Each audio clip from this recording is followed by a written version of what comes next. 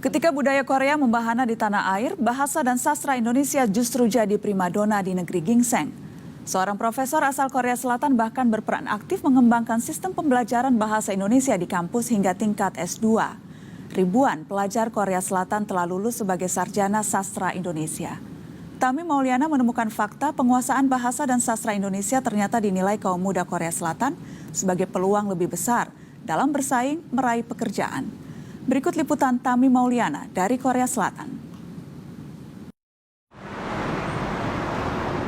Hankuk University of Foreign Studies, Seoul, Korea Selatan. 아직 미숙한데요. 꾼줄이 있두, 그다음에 멍한빌 따스 싸야라는 문장 있잖아요. 여기서 멍한빌은 집어가다라는 의미인데요. Kapan saudara akan meninggalkan Seoul? Mahasiswa semester awal di kelas ini sedang belajar kalimat dasar dalam bahasa Indonesia. Kapan saudara akan meninggalkan Seoul? Kapan이 뭐죠? 언제 saudara? Kamu baru awal semester masuk sastra Indonesia. Kenapa memilih sastra Indonesia? Kenapa belajar Indonesia, bahasa Indonesia? Waktu saya masih kecil, bapak saya bekerja di Indonesia. Maka dia sering menceritakan Indonesia kepada saya. Dan saya berminat tentang Indonesia. Dan saya suka Indonesia juga. Bagi para mahasiswa Korea ini tidak mudah untuk belajar bahasa Indonesia. Yang teman saya, yang adalah teman saya. Apalagi untuk mengeja beberapa kalimat yang sulit diucapkan oleh lidah mereka. Kalimat apa yang paling sulit diucapkan oleh orang Korea? For me, in Korean, we pronunciation like R or H in like sudah or masih. So it's kind of difficulty. Huruf R juga susah. Kalimat yang R. Yeah, I try. Yeah. Coba roda. Roda. Susah ya? Yeah, it's still difficult.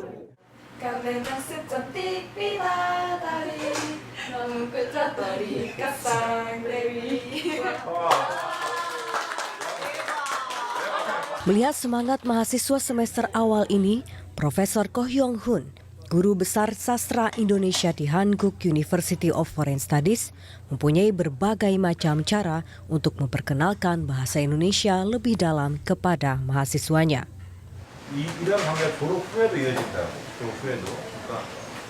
Salah satunya dengan mengajak diskusi santai di luar kelas saat jam makan siang.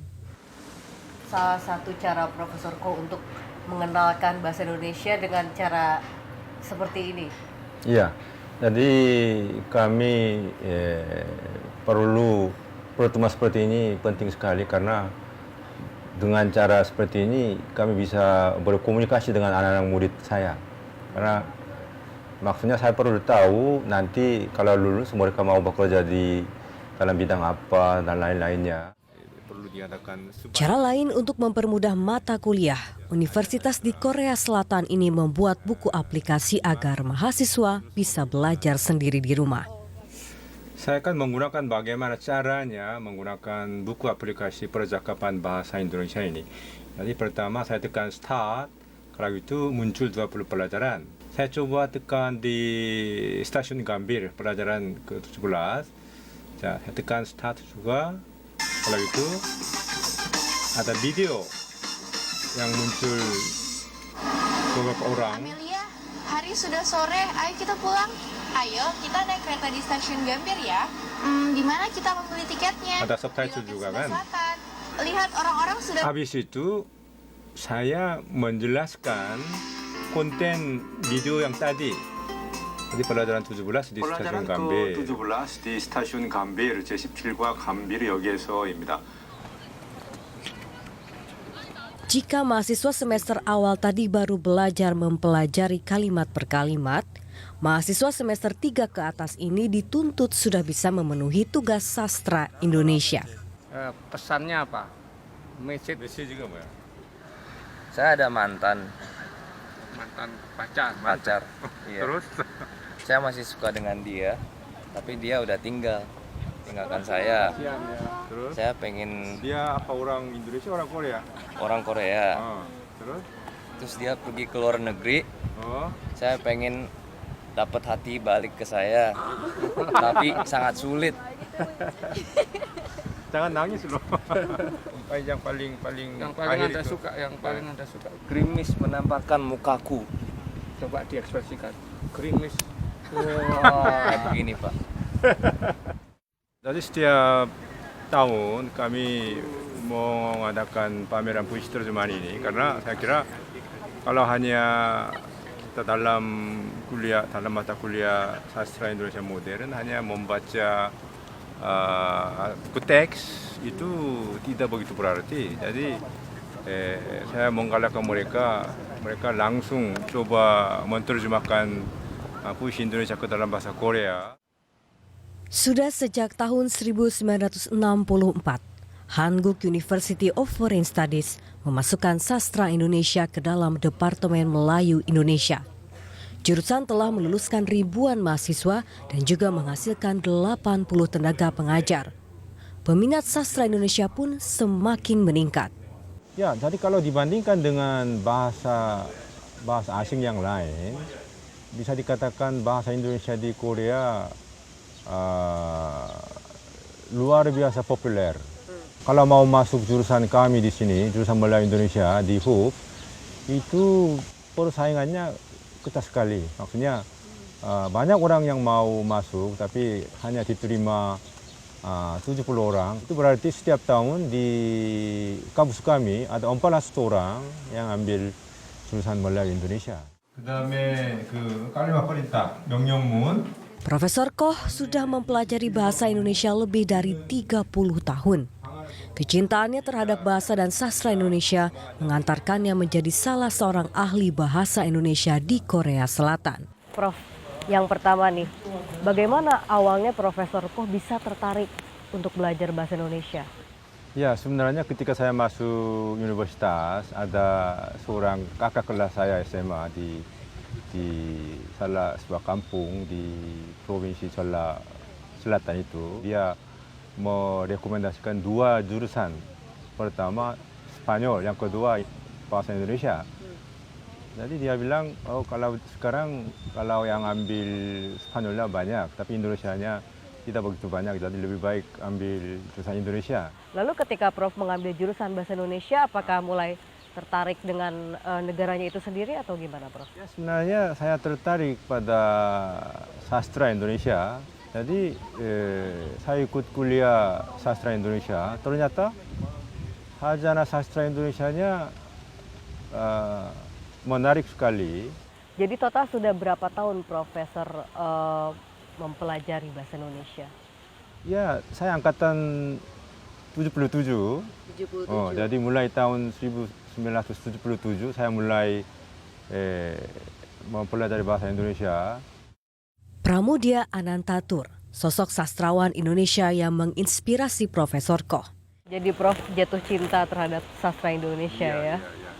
Dan Pramudia Anantatur itu sebelum beliau meninggal saya sering berjumpa dengan Pak Pram itu. Oh, sempat berjumpa dengan Pak Pram? Iya, banyak kali. Dan saya sempat interview juga sama Pak Pram dan saya pinjam buku dari Pak Pram. Apa yang paling berkesan Prof ketika bertemu dengan Pak Pram? Pak Pram itu seorang kakek. Ya. Jadi orang yang biasa. Jadi memang dia kalau sebagai seorang novelis, sebagai seorang sastrawan, memang luar biasa keunggulannya. Tapi sama juga seorang kakek. Jadi tidak birokrat, sederhana saja. Jadi saya suka tingkah laku seperti itu. Seorang sastrawan asal Indonesia menjadi rekan Profesor Koh mengajar sastra Indonesia di universitas ini. Teng Su Cahyono sudah 2 tahun mengajar di sini. Saya hadir di sini itu sebagai native speaker ya. Maka saya memang diharapkan lebih banyak menggunakan bahasa Indonesia. Sastra Indonesia mengajarkan kepada mahasiswa Indonesia saja, ya sebenarnya rada sulit. Ini mengajarkan sastra Indonesia kepada mahasiswa Korea. Kesulitannya di mana, Pak? Ya, kesulitan pertama kan mereka juga baru mengenal bahasa Indonesia ya. Jadi untuk mengenali bahasa Indonesia ini pun juga relatif tidak begitu mudah. Hanya memang karena struktur bahasa Indonesia ini sesungguhnya tidak jauh berbeda dengan bahasa Inggris sebetulnya subjek predikatnya. Maka kebanyakan mahasiswa Korea ini lebih cepat juga berbahasa Indonesia. Jadi lebih mudah. Oleh karena itu kalau ini sudah dikuasai dengan baik, mereka baru belajar sastra. Sastra kan diajarkan pada semester agak tinggi ya. Dan alasan saya atau pikiran saya tentang Tak hanya untuk jenjang S1, sastra Indonesia juga dipelajari hingga jenjang S2 di Korea Selatan. Di antara mahasiswa S2 Sastra Indonesia, Lee Eun-kyung dan Kim Som, mereka mengaku jatuh cinta kepada sastra Indonesia. Perbedaan yang paling bisa dilihat oleh Eun-kyung, sastra antara sastra Indonesia dengan sastra Korea, apa itu? sebenarnya saya kurang begitu tahu tentang sastra Korea. Oh, jadi lebih tahu sastra Indonesia malah ya? Karena bahasa yang saya gunakan itu saya lebih nyaman pakai bahasa Indonesia daripada bahasa Korea. Jadi daripada saya membaca sastra Korea, saya lebih sering baca sastra Indonesia. Makanya semua pada ngeledekin, wah orang ini orang Indonesia bukan orang Korea. Jadi masuk ke sekolah Hoops, terus saya mulai belajar sastra Indonesia. Terus saya menarik pada Hairil Anwar dan Suka karya-karyanya Hairil Anwar ya? saya lihat puisi dia. Saya suka sekali dengan kata-kata puisi seperti di dalam Aku, Binatang Jalang. Iya. Kan keren. Iya. Jadi karena itu saya menarik pada sastra Indonesia. Dalam puisi-puisi Hairil Anwar, Alasan lain para mahasiswa ini memilih belajar bahasa Indonesia adalah peluang baru untuk mendapatkan pekerjaan. Semakin ketatnya persaingan dunia kerja di Korea Selatan membuat mereka beralih melihat adanya peluang untuk mendapatkan pekerjaan di Indonesia. Melihat perkembangan bahasa Indonesia di Korea seperti apa hingga saat ini? Sekarang ada beberapa orang niat belajar bahasa Indonesia karena ketika mereka bisa berbahasa Indonesia lebih mudah mendapat kesempatan pekerjaan karena sekarang perusahaan-perusahaan Korea mau ke Indonesia. Dengan itu mungkin bahasa Indonesia akan lebih memperkembangkan di Korea aja. Berbagai harapan pun bermunculan dari Korea Selatan untuk negara tercinta Indonesia. Harapannya ke depan apa, Prof? Untuk khususnya untuk bahasa Indonesia di Korea Selatan. Ya, jadi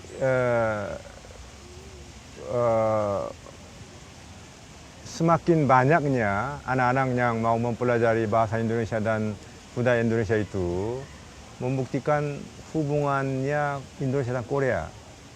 Dan Korea dan Indonesia itu selama ini menjalin hubungan yang begitu baik dan itu pasti akan diteruskannya. Jadi kami berharap Indonesia menjadi negara yang kaya, negara yang maju seperti itu.